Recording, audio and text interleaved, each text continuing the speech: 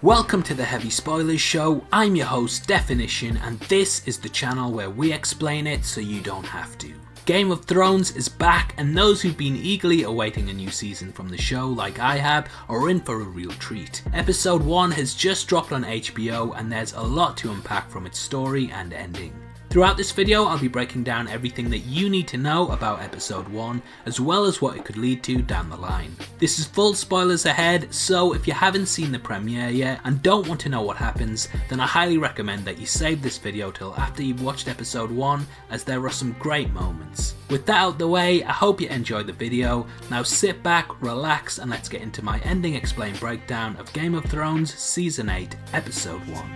Along with a complete overhaul to the opening, the Season 8 premiere was very much like a high school reunion. This episode felt like a big catch-up after all the things that have happened over the past 7 seasons, and it worked great for setting up plot points going forward.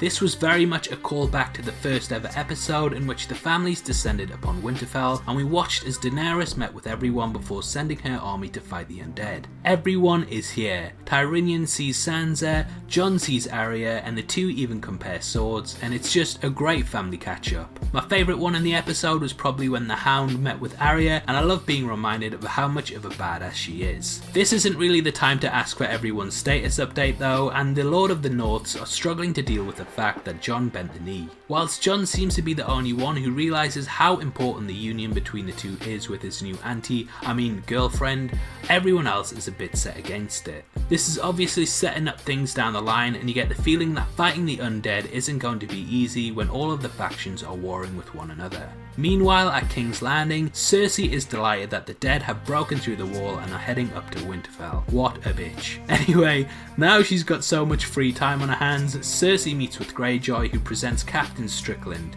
the new leader of the Golden Company. He's basically the guy you swipe right on Tinder with when you're trying to get over Jaime Lannister and you remember that he's your brother. Anyway, it turns out that the Golden Company were catfishing Cersei a bit, and they don't have the numbers that they promised. I wanted those elephants too, Cersei. I want my elephant! Racked with anger, Cersei puts a bounty on both her brothers' heads and wants them killed with the crossbow that was used to murder her father. Bit of a Chekhov's gun coming in there, which is quite nice, and I hope there's a bit of irony in that whole situation. We also get to see the magic carpet ride that opens up a whole new world for Jon and Dany. Back at Winterfell, we see the two riding atop of them in probably one of the most anticipated scenes of the entire run so far. They fly to Waterfall and make out, which is a bit of a gut punch, especially with what comes after. Here, Sam finds out through Dany that his father and brother are dead, and that it was through Dragonfire that they died because they wouldn't bend the knee. At this point, Bran informs him that it's time to fill Jon in on who he really is, and he starts upping the ante by telling Jon that he's been, well,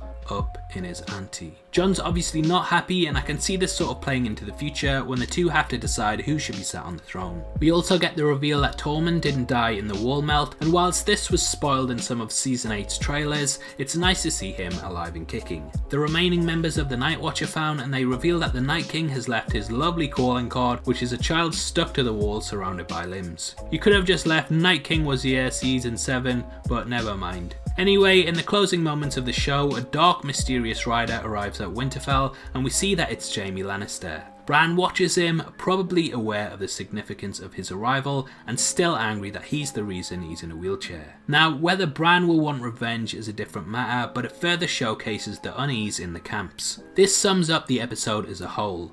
Whilst the forces are having to work together to fight the undead, we get the feeling that they don't really want to be deep down. This is cemented by Jon, who everyone thinks is wrong for bending the knee. Down the line, this will probably stop him getting his throne, as people will not trust his leadership, but I guess we will find out as the season goes on. I just hope him and Sam get to become best mates again, because damn, that's friendship goals right there. Anyway, what did you think of the episode, and did it live up to the hype for you? Comment below and let me know, and if you enjoyed this video then please like it, and make sure you check out my breakdown of the final episode of The Walking Dead, which will be linked at the end. I'm going to be breaking down every episode of Game of Thrones week by week, so make sure you stay locked into the channel for updates every Monday. This is a channel for people who are never missing television, so if that's the kind of thing you like, you need to subscribe to Definition.